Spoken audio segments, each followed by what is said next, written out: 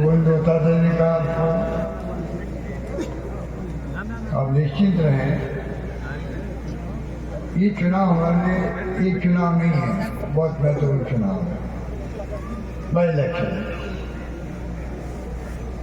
इतने काम करने के बावजूद भी सरकार हमारे नहीं बन पा रही।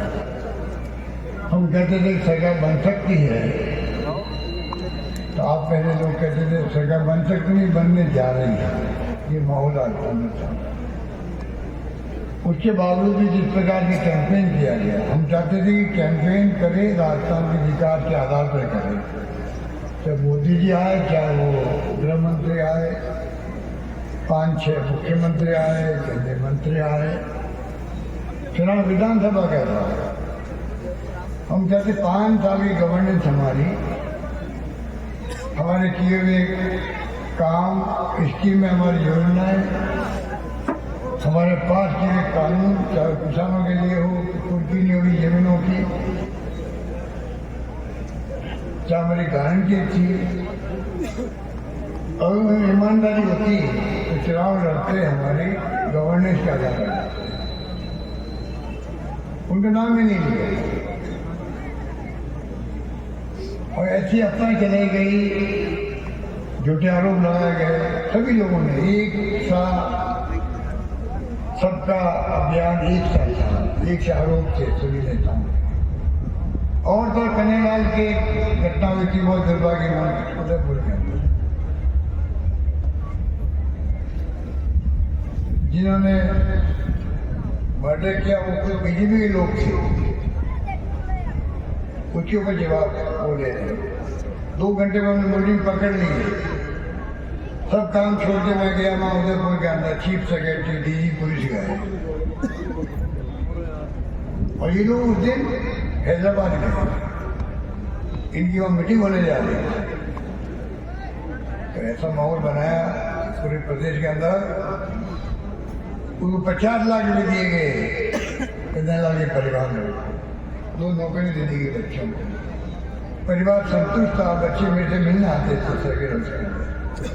ऐसा माहौल बनाया गया कि वो हिंदू था इसलिए 5 लाख दिए और एक मुस्लिम को 50 लाख दिए।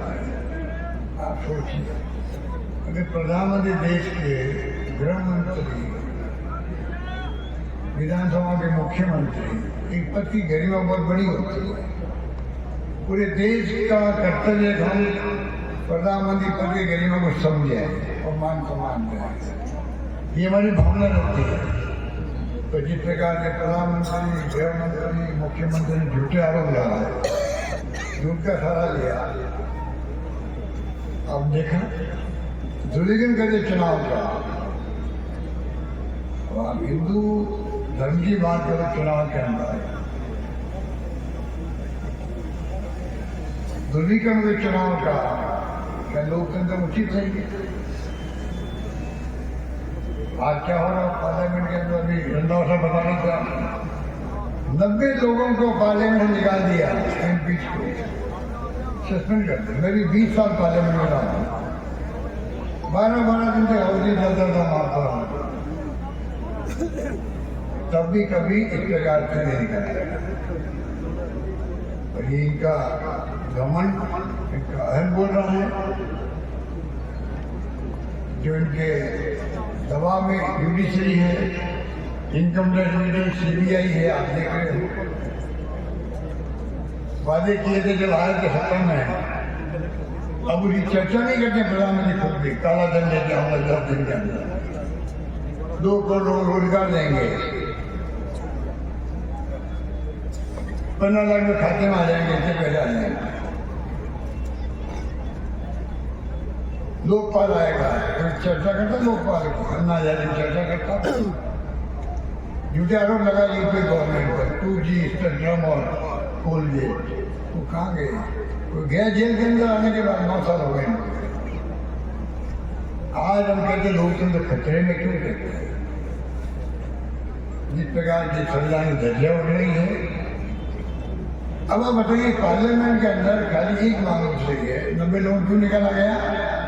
असेंबली के अंदर भी हम लोग, अगर कोई घटना हो जाती है मर्डर की भी, किसी का रेप हो गया बच्ची का, विपक्ष मांग करे या नहीं करे, सरकार की जिम्मेदारी होती है कि एक स्टेटमेंट दिया जाता है गृह मंत्री द्वारा कि ये घटना किन किन कारणों से हुई, क्या हुई क्या नहीं हुई, देखा जोखा प्रस्तुत किया जाता है। सही बात है। नौजवान कूद के वहां पर पार्लियामेंट के अंदर कूदना गलत था। भगत सिंह के नाम से कोई संडे बना दिया, मंदिर खरीद दिया और भगत सिंह के नाम बेरोजगारी और महंगाई को लेके जो मैं पढ़ते अखबार के अंदर उनकी भावना प्रकट की गई। विपक्ष का मांग करना खाली इतना ही है कि पार्लियामेंट में कूदना बहुत बड़ा जुल्म होता है।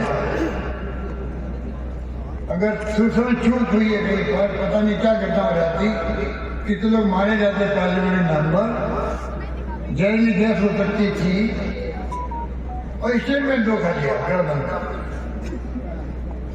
पहला उनका कर्तव्य था उसे क्या थी क्या नहीं थी, क्यों आए, क्या उनकी भावना थी, कहाँ से आए, कहाँ बैठ के चर्चा की गई, वही बताना था इनको। मीडिया में बता रहे हैं, पार्लियामेंट की फ्लोर जाके बोल नहीं रहे। इस घटना को लेकर पूरी दुनिया देख रही है। 90 लोगों को सस्पेंड कर दिया पार्लियामेंट से जब तक सेशन चलेगा। वर्तमान आप पूछ सकते हो जिन लोगों की सोच है वो देश को काम लिया है। इसलिए मैंने कहा ये बात मैं क्यों कह रहा हूँ, लोकतंत्र में चुनाव का महत्व होता है। जहाँ जहाँ बाई इलेक्शन हो रहे देश के अंदर, कानपुर का बाई इलेक्शन में ये चुनाव जीतने से कुछ सरकार बदलने वाली नहीं है, सरकार बीजेपी की रहेगी। तो लोकतंत्र में एक चुनाव जिताएंगे आप रुपेंद्र को, एक मैसेज आएगा पूरे प्रदेश में, पूरे मैसेज आएगा पूरे देश के अंदर कि अवाम चाहता क्या है। अवाम आपकी हरकतों को समझ रहा है, हरकतें अच्छी नहीं है, विपक्ष जो तंग कर रहे हो। कल डोनेट इंडिया के नाम से अभियान शुरू किया गया चंदा लेने का, देशवासियों से खड़गे साहब ने, राहुल गांधी जी ने लॉन्च किया अभियान को। 138 रुपये कांग्रेस को, 130 रुपये दो आप या उसके मल्टीपल में पैसे दो। क्राउड फंडिंग क्यों की गई? पूरा फंडिंग एक तरफ जा रहा है, ये लोकतंत्र तो बचेगा। चंदा उद्योगपति दे नहीं सकते, विपक्ष पार्टियों को सीधी ईडी पहुंचती है, इनकम टैक्स पहुंचती है, सीबी जांच होती है, ये लोकतंत्र बचेगा। इन हालतों में मुल्क चल रहा हो, वर्तमान पीढ़ी की हम सबका ये दायित्व है। मैं कहता हूँ चुनाव हमारे हैं, हम सबको इसमें दुख भी होगा, सब कुछ करने के बाद भी चुनाव कामयाब नहीं हो पाए। परंतु दुख से बड़ी बात है, चिंता की बात है देश के लिए, देश में हो क्या रहा है, किस प्रकार छापेमारी हो रही है विपक्षी पार्टी नेताओं पर, किस प्रकार के दबाव में काम करने की नीति कर रही है, किस प्रकार का बोल है, प्रधानमंत्री जी की धमकी भरा बोल है। इंडिया गठबंधन है, गवर्नमेंटियों का गठबंधन है, ये बात की नाम दी जाती है। मैं आपको कहना चाहूँगा एक चीज हमारे लिए बहुत महत्वपूर्ण, एक चीज जीताओगे आप, पूरे देश में मैसेज आएगा। कल पूरी जनता ने चुनाव 15 दिन हुए थे, 1 महीने हुआ था, वापिस कांग्रेस झंडे को बुलंद किया। पूरे राजस्थान के कार्यकर्ताओं में भी एक जोश आएगा, उत्साह आएगा। तो लोग निराश हो जाते हैं, मैं समझाता हूँ निराश मत हो भाई, लोकतंत्र में हाजिर होती रहती है। हमने अपना कर्तव्य पूरा किया, कम्युनिटी कामों की क्या नहीं किया, किसानों का अलग बजट पेश किया।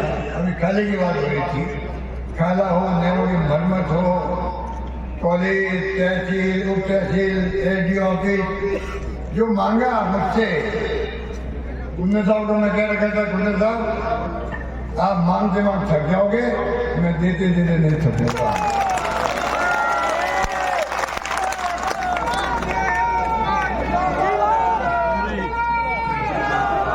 उसी रूप में आपके कानपुर में स्टेडियम का काम, पदमपुर में गर्ल्स कॉलेज, जो ज्ञान ज्योति कॉलेज को निजी सरकारी बना दिया। जो मैंने काम नहीं कर देगा।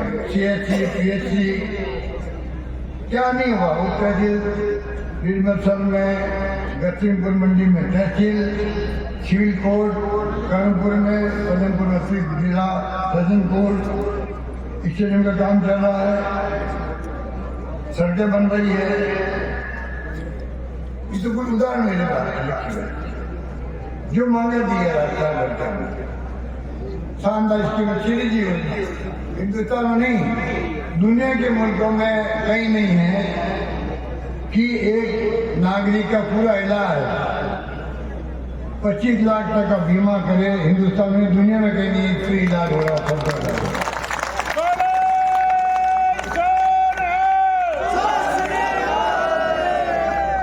सोच समझ के एक एक स्कीम बनाई गई। सोच समझ, महंगाई है।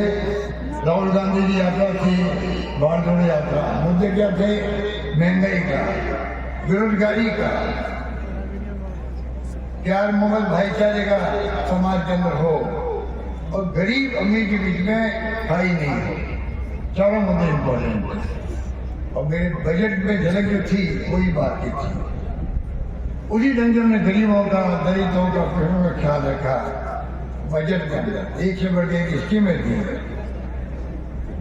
योजना ले जाए जैसे कि महंगाई की मार कम हो, क्या बिजली में छूट दी गई हो, किसानों को, उपभोक्ताओं को दी गई।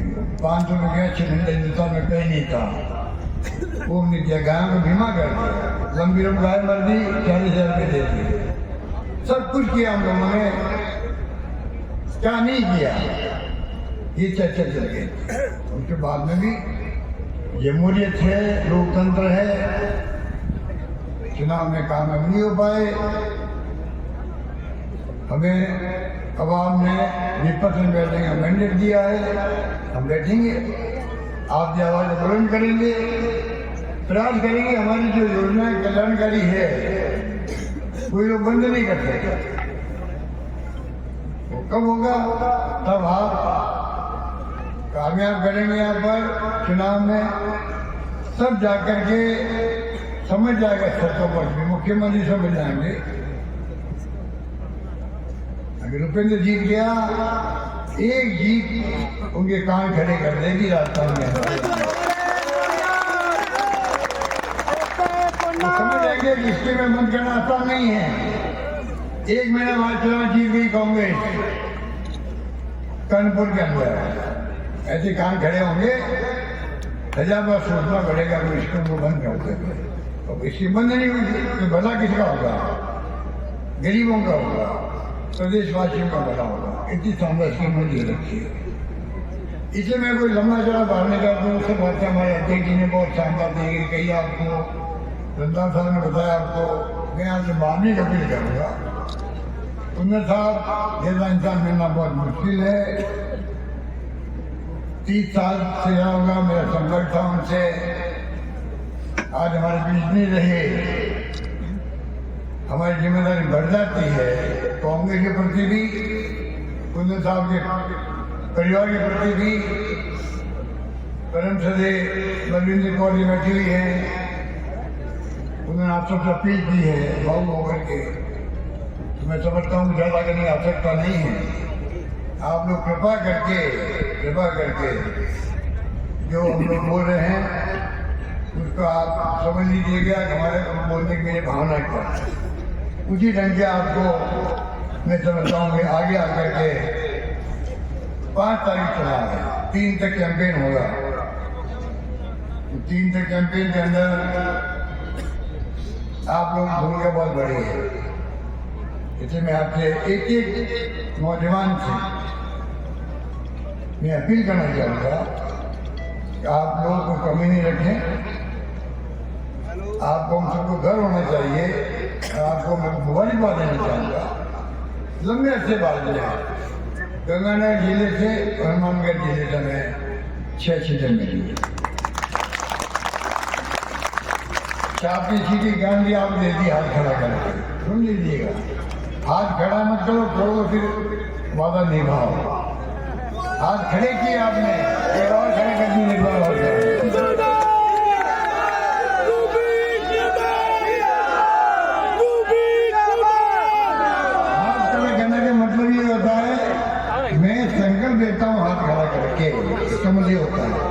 इसके मायने ये है संकल्प को पूरा करने के लिए खाली आपके वोट से काम नहीं चलेगा। आपको एक एक वोट एक एक मतदाता तक जाना पड़ेगा, प्रयास करना पड़ेगा, कन्विंस करना पड़ेगा उसको, और कामयाब करने के लिए एक वोट दिलवाना पड़ेगा। ये आपका संकल्प है। आप सलाह बताएं यहाँ पर, मैं उम्मीद करता हूँ कि कोई कमी रहेगी नहीं, भारी बहुमत से आप कामयाब करेंगे, और जब कोई मौका लगेगा फिर आपके में हम लोग आएंगे, आपका शुक्रिया अदा भी करेंगे, धन्यवाद देंगे आप लोगों को, और विश्वास दिलाते हैं कि आप जिताइए, उसके बाद में लोगों जीत के जाएगा। आज गुणसित पर हम लोग हैं, एक हमारे सहयोगी पार्टी के सदस्य सुभाष गर्गी हमारे साथ में हैं, पर आज जब जीतेंगे तो ये हमारी गुणसित 70 हो जाएंगे, विधानसभा हो गए, खत्म होंगे,